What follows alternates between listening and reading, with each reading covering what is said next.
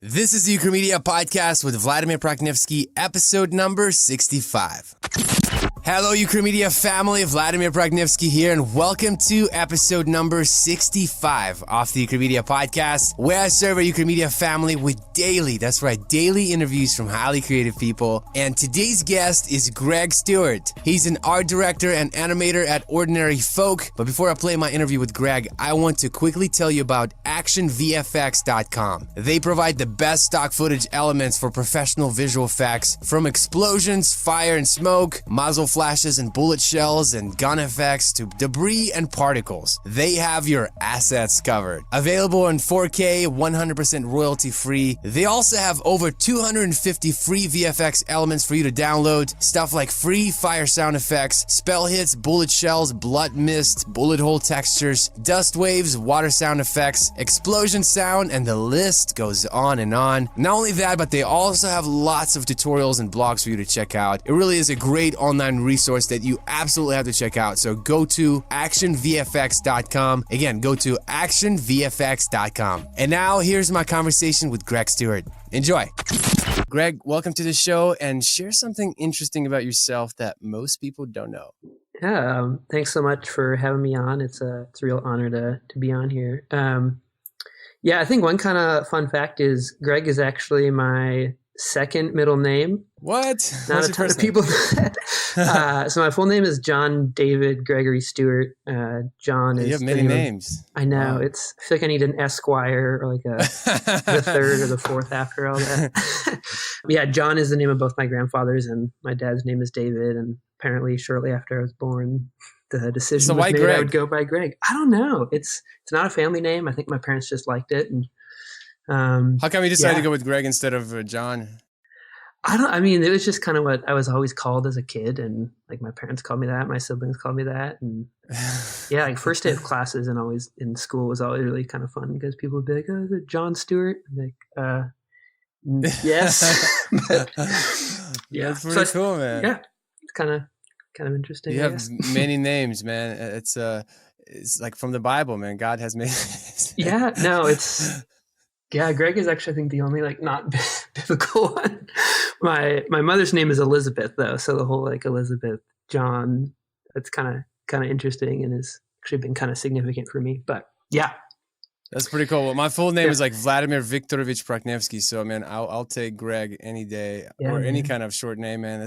I'm sure very few people misspell your name. Which, well, I mean, I'm sure somebody does, but you'd be surprised. Yeah. People like to throw an extra G or two at the end, or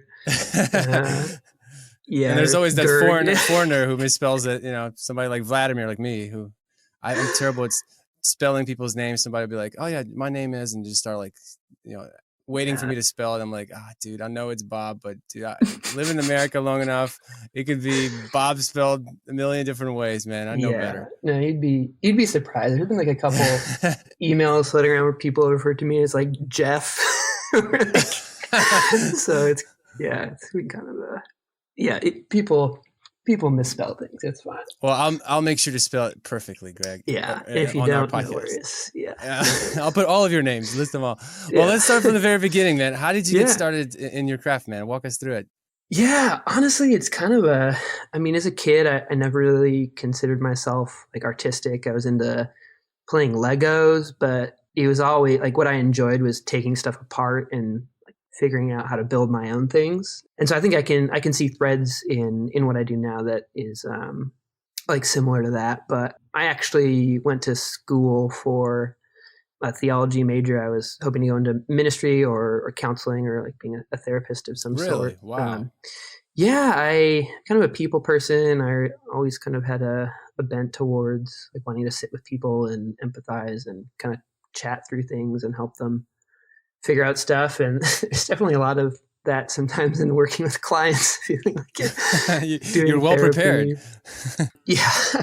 But about halfway through college, I'd seen a video, just like a missionary video, and it wasn't particularly well done, but it was really compelling. And it was something that made me really rethink what I was doing with my life and consider what I was doing after college. And I think as I was kind of questioning whether or not I wanted to go on to more school, that experience has really sat with me of if people make media and videos or whatever it is that is really well done, you can really challenge how people think. And So I think I just saw a lot of opportunity there to be a voice for good things in a world that's full of messages that are sometimes not positive or not encouraging or not uplifting. And obviously there's some deeply kind of religious things about that for me, but it's not necessarily like 100%. I just want to go out into the world and make videos about being a missionary or anything. But so I think there was that kind of bent, and then just like being a nerd and really loving making stuff and like getting into the technicality and learning like motion tracking and all that kind of good jazz. So I was just interning with a college ministry, doing all their videos, and was really enjoying like being able to marry the technical details of, I shoot this way, that might get people to feel this way.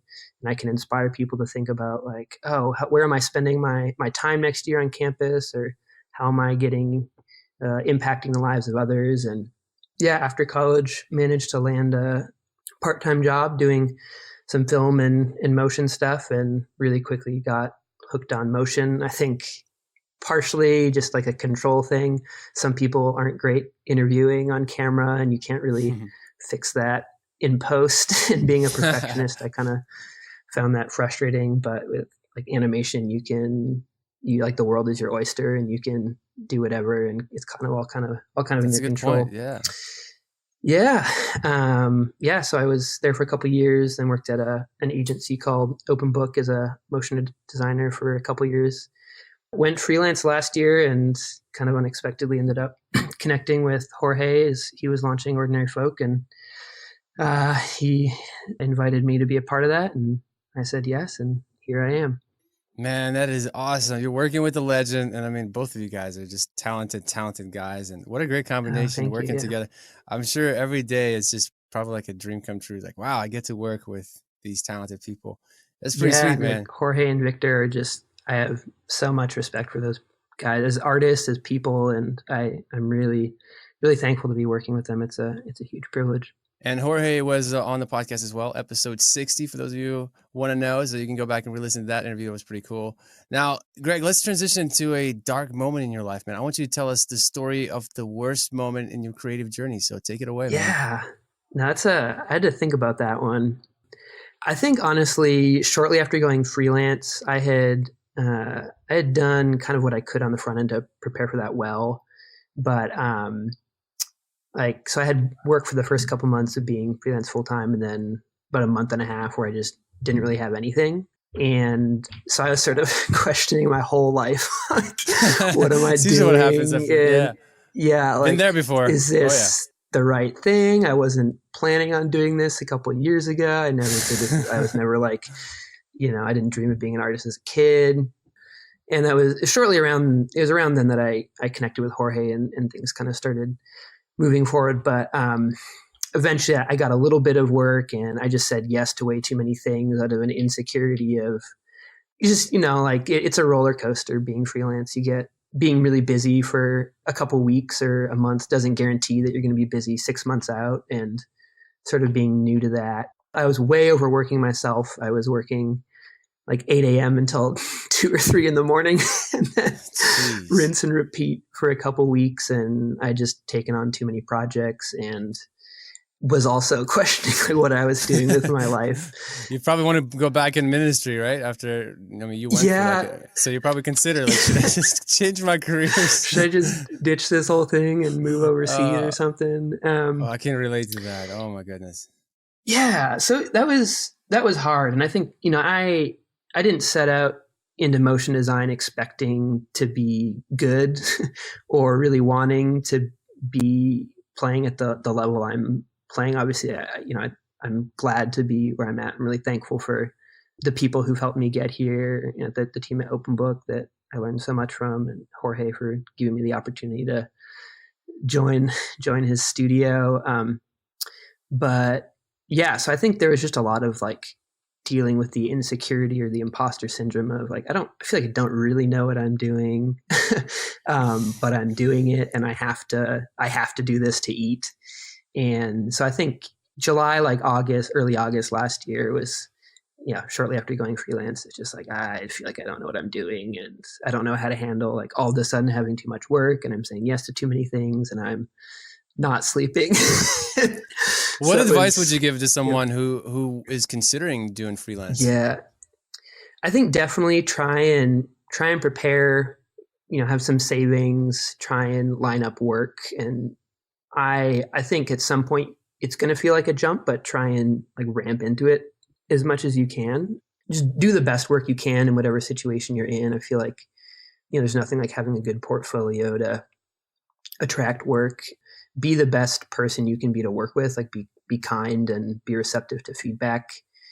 Don't be a jerk when someone tells you that they want something changed. I definitely struggle with that. I think I know better than everybody sometimes.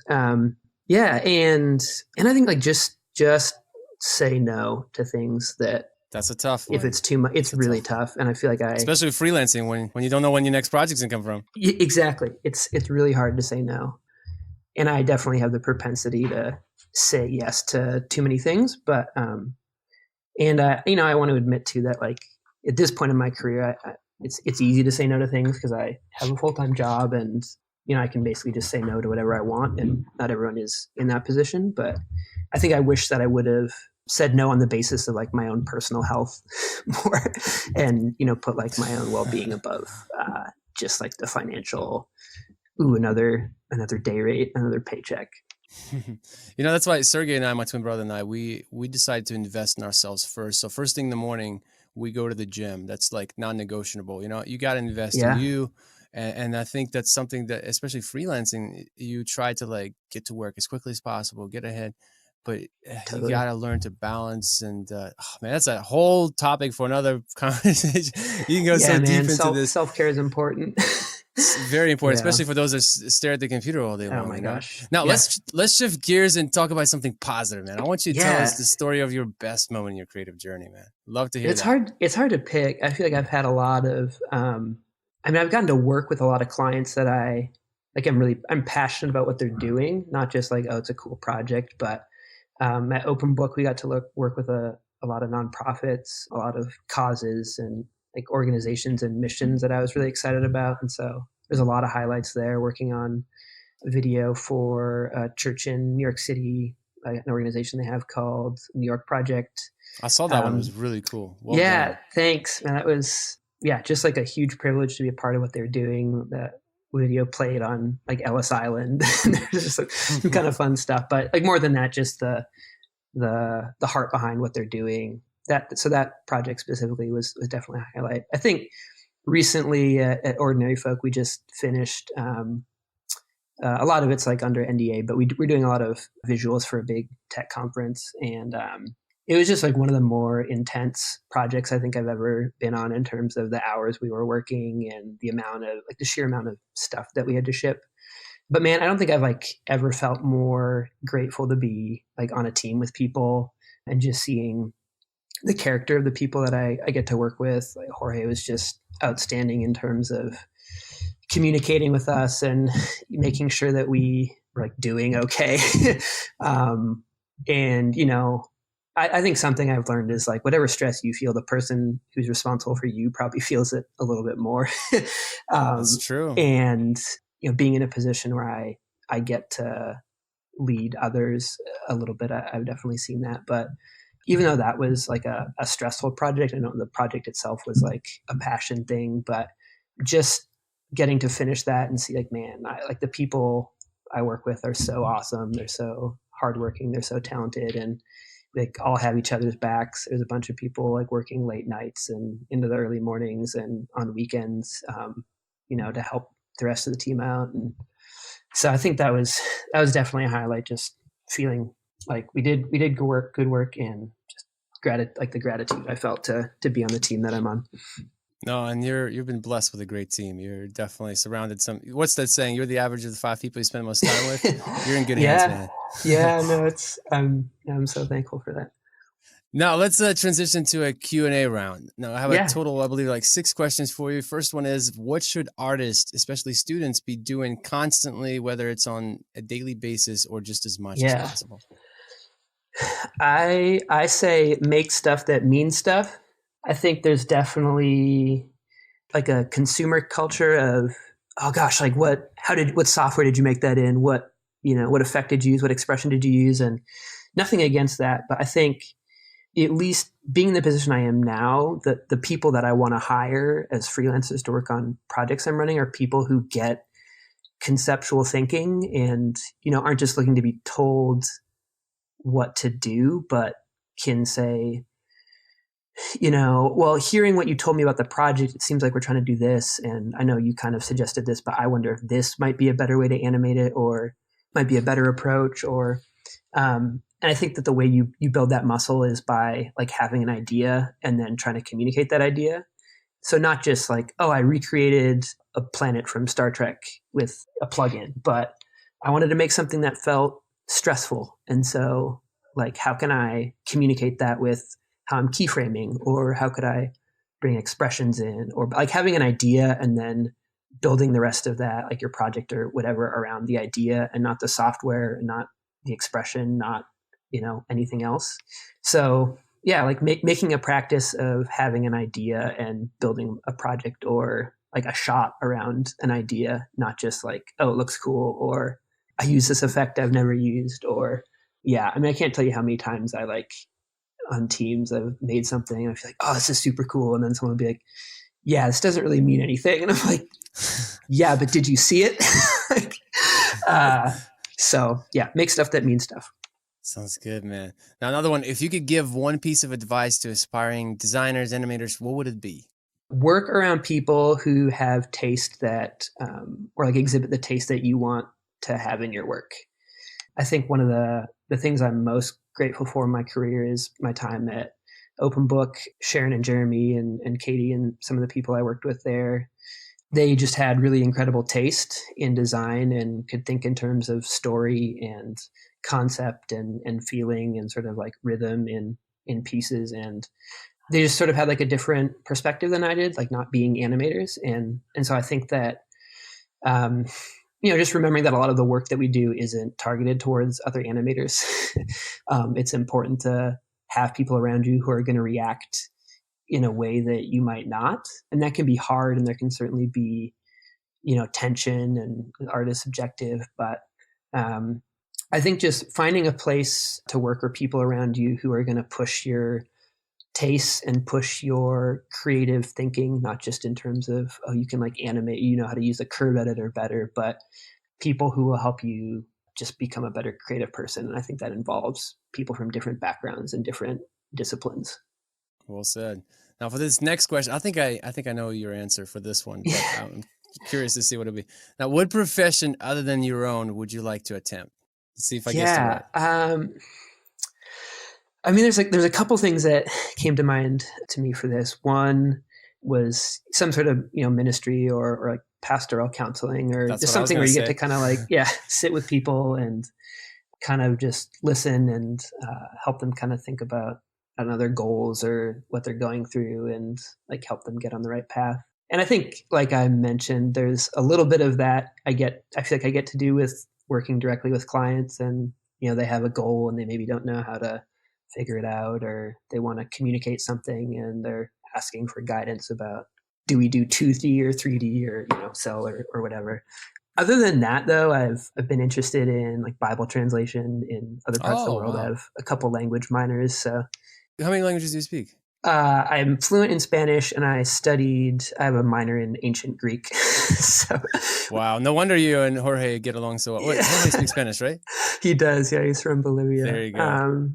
Well, he spent some time in Mexico, and that's where I learned Spanish. So, we have similar like vocab, I guess. You guys are like brothers. Just looking at your work, and it's just kind of like, when I just see kind of like the similarities in certain things, like both of you guys' work. It's kind of cool. Well, I mean, when I was learning, I was watching his stuff all the time and ripping it off sometimes, and so it's definitely no, but it has like this style that's. It's kind of like me and my twin brother. I have an identical twin brother, and like we have similar styles because we're around each other so much. Yeah, a certain way we do things, and but anyway, but when you're around somebody so much, you kind of pick up their qualities, and they pick up your qualities. So you kind of both share. So that's pretty sweet, man. Yeah, I think the other profession that I was interested in at points was being a musician. I play like guitar in jazz band in high school and was in like a band, and Wow. we recorded an album in college. And yeah, I love music, like the collaborative nature of writing with people. And I play on worship team at my church, and there's just something similarly creative about, like, similar to motion design when you're working on a team, like getting to kind of like put your heads together and everyone's got a different piece of the pie. And so that could maybe be fun too. Mm. You're well-rounded, man. It sounds like you speak another language, you play another instrument, you do all these different things, and man, that's awesome. I mean, if you think about it, it's all about different experiences, because it opens up Yeah, your world to so many different things. I think it was Casey Neistat, out of all people, I think he said that he wants to spoil his kids with experience instead of yeah, things, and that's something I totally. apply to my kids' life as well. You know, instead of buying a thing, just different experience, and playing an instrument, going to another country, learning another Yeah, language. Like I'm learning coding right now, like JavaScript and all that stuff, just for the fun of it, you yeah, know? totally. So, Well, I just think like it's so important to keep pushing for your world to get bigger. Like I love traveling, and I went to China a couple years ago, and it was just wow. such a challenging, like, if I get lost, I don't speak, I can't read this language. I can't speak this language. I never been, It'll be as like a fun. white man. I'd never been a minority before. And where we were, it was like I stood out in a crowd. And I think just having experiences like that, where you're exposed to different cultures, and whether it's artistic or just, like being in a different place, I think is just really Builds creatively character, yeah. enriching. No, Yeah. definitely. Now, share one of your personal habits that contributes to your success. I think, honestly, I think that being a musician has helped me a lot in terms of not so much like the detail work of animation, but making coherent pieces that have like rhythm and flow and timing. I think that's something I've never known how to teach or impart to other people. Just like the instinct for this should be on screen for this long. Um, for me, it's just like, oh, it feels right. um, and so it's a hard kind of abstract thing to try and like explain to someone else. But I think, spending a lot of time playing music, a lot of time listening to music, all those, a 3-minute song is like, there's moments of like higher energy and lower energy, and like tension and things coming back together, and instruments or elements coming in and out. And I think putting together a coherent motion design piece, there's a lot of similarities there. Yeah, like one of my friends, Jordan Bergeron, who's just like stupidly good at illustrating and animating, like he's a musician. And so when I watch his work, I can definitely kind of feel like, yeah, like there's a flow to this beyond just shapes moving around, or people walking around, or, whatever it is. There's like this thing has like I guess like a flow. I don't really know how else to describe it, but yeah. You know what's interesting? You're talking about music. I interviewed his name is John Bramlett. This guy was a blind painter. Dude paints Hmm. beautiful pictures. Anyway, a talented guy. And he told me that when he listens to music, he sees color. Oh, And wow. actually, for the Brazilian, what's the Rio de Janeiro? I forget the festival once a year. I forget what it was called, but it's like the Hmm. biggest festival in the world. They asked him to do this painting that went like on this big plane that anyway, it was wrapped on the plane. And that's what he did. He listened to all the tracks of musicians that were going to perform at that festival, and he Hmm. painted this thing based on the music that he listens to. So anyway, I thought it was cool that even in music, there's color and all these Yeah, different things, yeah, totally. motion, for sure. It's like the other habit is, sometimes this works against me, but just being like very perfectionistic. Like sometimes I end up spending way too much time on a shot. But I think sometimes like the taking something from 90% done to 100% isn't like 10% of the work, it's 90% of the work. And so, like we all see things that are like designed well, but it just doesn't feel like, I don't know, top notch. And so I think like having that kind of habit, again, sometimes it's like I just need to learn when to move on to the next thing or step away from the computer. There's definitely like thorns in the flesh that come along with that. But I'm still um, learning that. Yeah, yeah, it's but a yeah, I tough think one. just like having the drive to make something good has helped me a lot. Awesome. And for the last question, recommend an internet resource that you find helpful in your work or personal life. Yeah. I mean, I think like Wine After Coffee, Motionographer, those are sites that I used to spend a lot of time on when I was just getting in. I think because they're good because they help you develop good taste. I mean, those sites are curated by some of the best people in the industry. And so you're kind of learning, you can sort of look at the things that they choose to post on there and think, okay, what is it about this that makes it, kind of like up to par for this site versus maybe other things I've seen, whether that's like a technical standpoint or, this just feels nice or looks nice.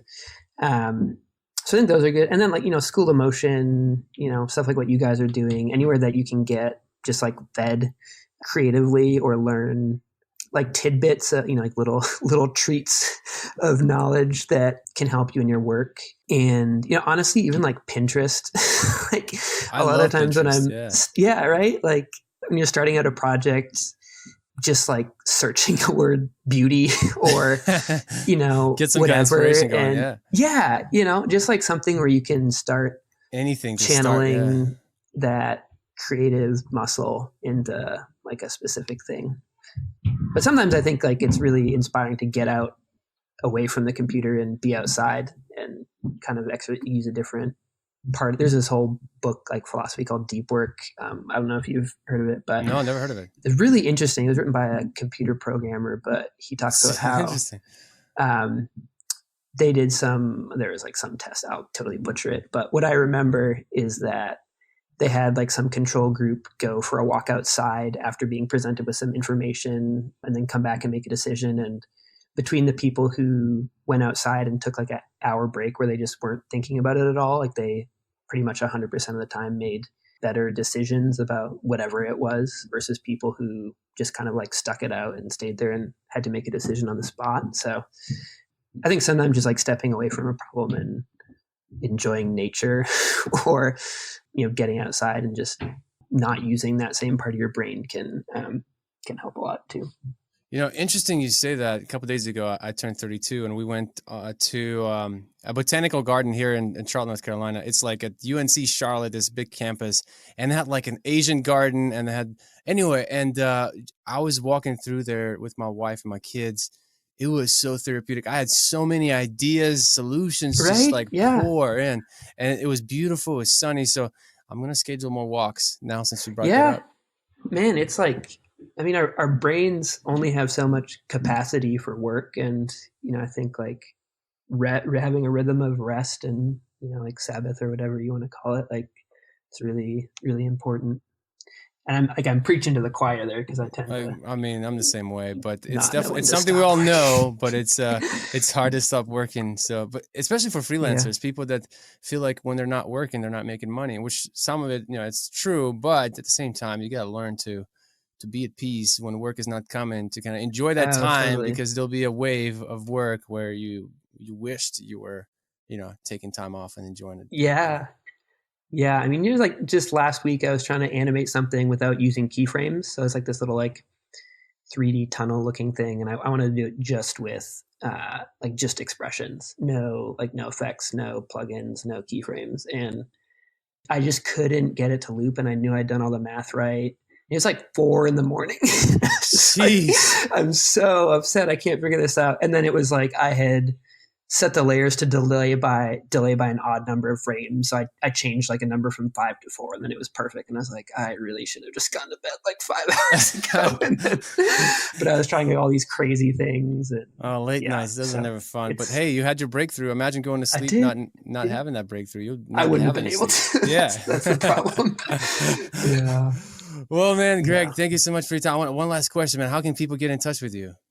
Oh, yeah. You can find me on Instagram or Twitter. J is in John, D is in David, G is in Greg, Stewart, JDG Stewart, Stewart. Or you can email me at greg@ordinaryfolk.co. I'm always happy to hear from people. I don't always, not the best at responding to emails sometimes, but something. I need to get better at that myself. Yeah. Yeah. Also, I should say I'm talking a little bit like Joe Bluth right now. I just had one of my front teeth pulled yesterday. So there's all sorts of air going through the front of my mouth. I didn't notice anything, man. Okay, good. Yeah, I've had a little bit of a lisp. Oh, dental work is never fun. Dude, I come from Ukraine. My let's just say my dentist knows me very well because I'm a frequent flyer. That's a conversation for another day, but it's a painful one. Yeah. Anyway, Greg, thank you so much for your time, man. I appreciate it. Thank you for sharing your journey with us, man. Yeah, dude, thanks so much for having me on. All right, I hope you enjoyed my conversation with Greg Stewart. Make sure to check out Greg's work at jdgstewart.co. Again, it's jdgstewart.co. And as always, all the links and resources mentioned in this episode are also available on our website at ucromedia.com/65. And make sure to check out actionvfx.com. Remember, they have your assets covered. Available in 4K, 100% royalty free. Download their 250 plus visual VFX elements and check out their tutorials and blogs. Go to actionvfx.com. Again, go to actionvfx.com. And lastly, don't forget to join our online mentoring group on Facebook. Simply go to ucromedia.com/community. We have well over 3,000 people in this group. It is a great online resource for those of you trying to grow, and it's absolutely free. Thank you so much for joining me on the journey of this podcast. I appreciate you, and I look forward to serving you in the next episode of the Ucromedia podcast. Bye-bye.